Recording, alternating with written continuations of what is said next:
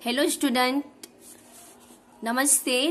कक्षा 6 हिंदी। तो बच्चों, अब हमारा पाठ होगा 6। पाठ 6 में कहानी है और कहानी का नाम है न्याय। तो प्रथम हम इस न्याय की कहानी में क्या कहना चाहते हैं वह हम समझेंगे।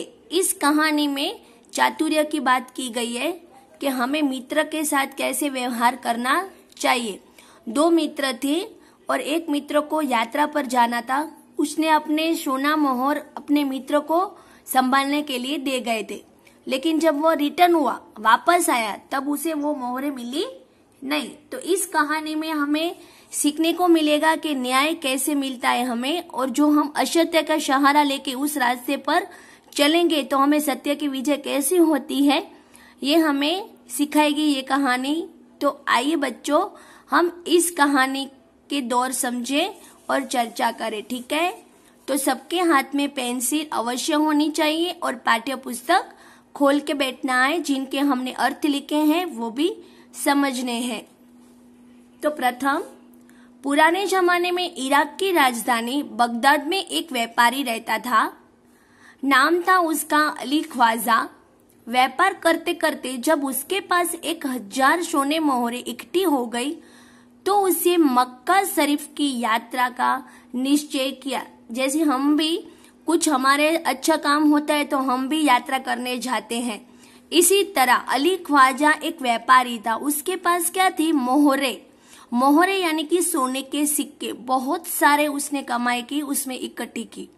तभी उसने क्या सोचा, मक्का शरीफ की यात्रा की। जैसे हम भी बड़ी बड़ी यात्रा जाते हैं, यात्रा का नाम आपने सुना ही होगा। तो उसने सोचा कि यूं कि अकेला रहता था और अपनी जमा पूंजी अपने मित्रों को यहाँ रखने का निश्चय किया। हम भी क्या करते हैं, हमारे पास जमा पूंजी यानी धन, जो हमारे पास बहुत रुपए होते हैं, धन होते हैं, तो वो कहाँ रख के जाएंगे, क्योंकि वो तो अकेला था। इसीलिए उसने अपने मित्र के पास रखने की सोची। यात्रा के खर्च के लिए उसने क्या किया, 500 मोहरें अलग रख ली, क्योंकि वो यात्रा करने जाने वाला था। फिर भी एक घड़े में बची हुई मोहरें डालकर तेल भर दिया और अली ख्वाजा पड़ोस में अपने मित्र वाजिद, अली ख्वाजा ने किसको दिया? अपने मित्र वाजिद, उसका नाम था वाजिद, उसको अपनी यात्रा के बारे में बताया और कहा कि यह तेल का घड़ा है, मैं आपके घर में रखकर जाना चाहता हूँ। लेकिन उसने सच्ची बात नहीं बताई कि उस तेल के अंदर सोना मोहर है, मक्का से लौट कर ले लूंगा। अभी यात्रा करने के लिए मक्का जा रहा था, इसलिए वहां से वापिस आएगा ना, तब वो ले लेगा। वाजिद ने अपने तहखाने में चाबी देते हुए कहा कि आप ही अपना घड़ा तहखाने में रखाइए। तहखाने यानी क्या? जमीन के नीचे बना हुआ कमरा। पहले के लोग क्या करते थे, हमारे अंडरग्राउंड, जो आपने इंग्लिश में बोलते हो अंडरग्राउंड, उसके अंदर हमारी तिजोरी बनी होती है, उसके अंदर रख के आते हैं। तो उन्हें हिंदी में बोलते हैं तहखाने, जो जमीन के नीचे बना होता है छोटा कमरा, वह। तो उसने बोला कि तुम अपने आप रख के आओ। दिन रात एक वाजिद घर की दावत, तरह तरह के पकवान बनाते, तेल खत्म हो गया। रात का समय था। वाजिद की बीवी अपने सिर खिजलाने लगी।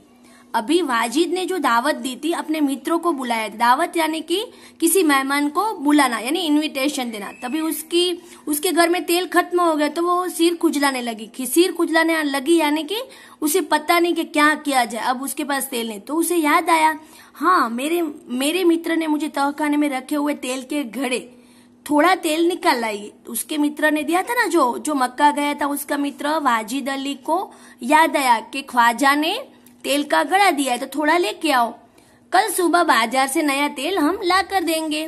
तभी ख्वाजा आज रात ही आकर तेल नहीं मांगेंगे। बीवी की बात सुनकर वाजिद तहखाने में गया। जब घड़े में सील खोलकर तेल निकालने लगा, तभी उस घड़े में क्या निकले? सिक्के, जिसने उसने क्या रखे थे ना, सोने की मोहरे। तो उसको आवाज आई, उसे लगा कि घड़े में तो तेल के नीचे कुछ है, इसीलिए उसने दूसरे बर्तन में डालने की प्रयास किया। देखो, ये तहखाना है, उसके अंदर तेल है, तेल के अंदर सोना मोहर है। सील यानी बंद किया हुआ घड़ा, एकदम पैक किया गया घड़ा, जिसे हम बोलते हैं ठप्पा, यानी कि मुहर, जो हम सील लगा देते हैं, उनको हिंदी में ऐसे बोलते हैं सील। ठीक है बच्चों, तो आज हम इतना ही करेंगे। फिर नेक्स्ट वीडियो में हम भाग 2 देखेंगे। तो आपको बताएंगे कि न्याय कैसे किया जाता है बच्चों। ठीक है बच्चों, थैंक यू।